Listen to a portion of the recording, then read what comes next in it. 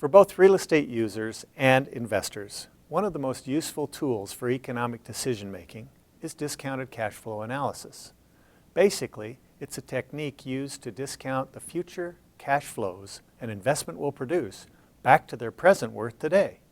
So why is discounted cash flow analysis, or DCF, useful? Let's say you're an investor with $1 million to invest, and you've identified 3 potential properties. Performing a discounted cash flow analysis for each of these properties will help you figure out which asset will give you the highest return. Or if you already have a desired rate of return you want to realize, a DCF analysis will tell you which asset provides the highest present value. So how do you do it?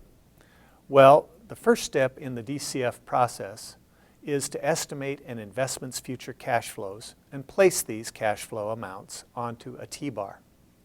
The T-bar is a graphic way to account for the inflows and outflows of an investment over time. Once you've done that, you can then calculate the net present value, or NPV, and or the internal rate of return, or IRR, for the investment. IRR is the rate of return each dollar in an investment earns while it is in that investment.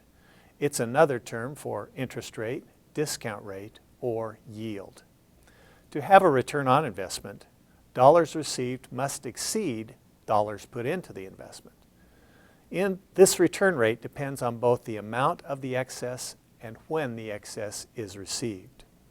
In contrast, net present value, or NPV, shows how much more or less your initial investment needs to be in order to realize your desired rate of return. Using DCF analysis to calculate either the IRR or the NPV gives investors the means to compare alternative investments and decide which one best fits their investment criteria. Having a working knowledge of discounted cash flow analysis is a cornerstone skill set for successful commercial real estate professionals.